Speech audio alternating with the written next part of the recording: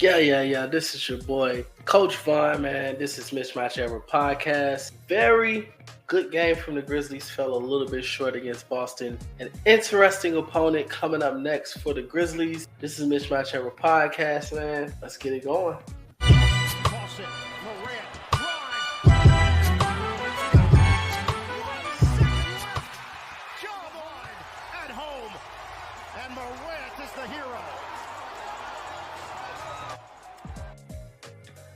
This is Mismatch Ever Podcast, man. This is your boy Vaughn.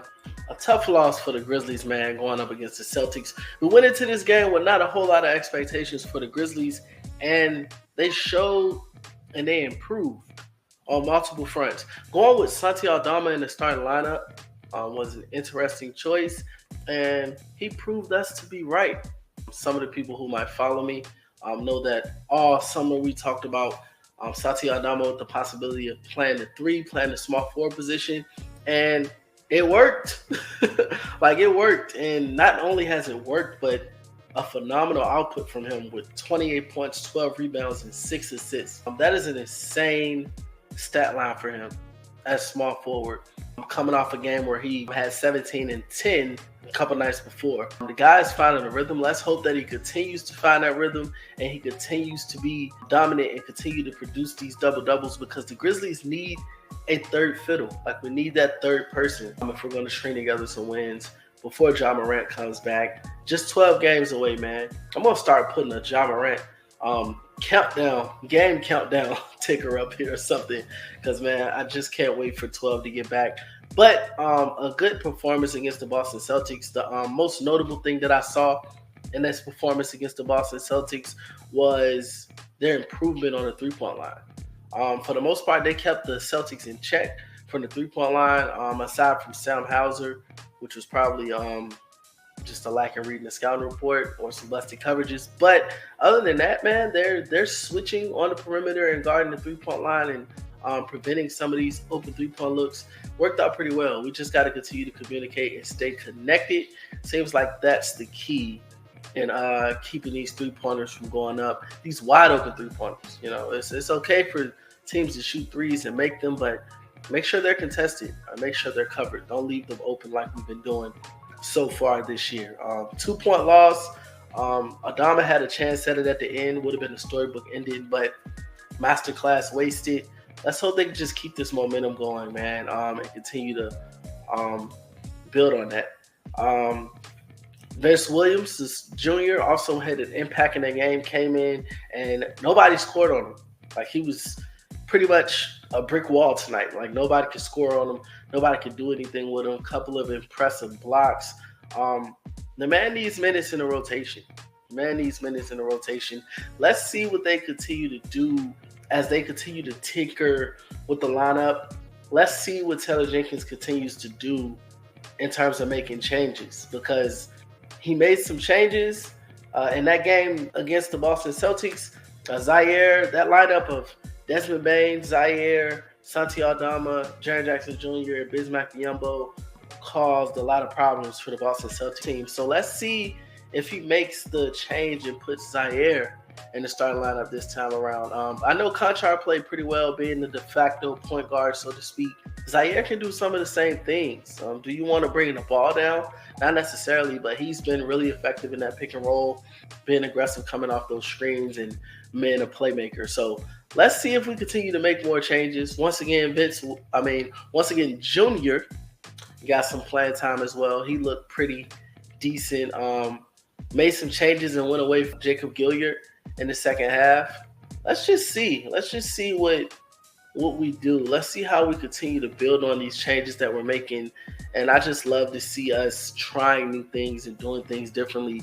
Really good performance against the Boston Celtics. Couldn't quite get the win. This free throw disparity is killing us. Let's hope that our luck in terms of the fouling and into the free throw line starts to turn around, because it's been so lopsided lately, man. But all in all, a good performance against the Celtics. Would have loved to seen us pull that game out. That would have been huge for us. But we didn't. Let's just build on, a tough L that we lost. Coming up soon, we're going to be facing the Houston Rockets, man. An unfamiliar foe. someone that we know pretty well in Grizzlies Nation, and Dillon Brooks is coming to town. And Dillon Brooks had a lot to say in regards to the Memphis Grizzlies, in which he compared us to, he compared himself to an ex-girlfriend, and the Grizzlies, I guess, are kind of like the jaded ex who, wishes they would have stuck it through, whatever. I don't know, man. Dillon Brooks is a sicko.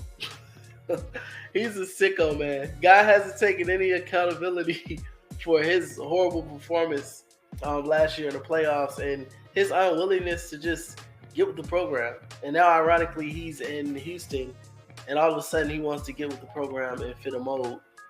It's insane. But in terms of this matchup, I don't have much to say about Dillon Brooks, man. I hope that Desmond Bane and Jaren Jackson and Zaire and all of those guys take it personally, and they come out tonight and they have an impressive win under their belt when they leave the building.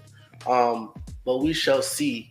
In terms of the injury news, man, more injuries for the Grizzlies.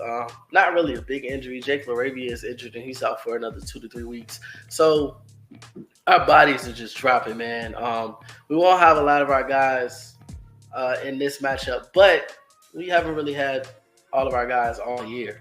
It's really just a countdown to Ja coming back, and hopefully when that happens, we have some injury luck.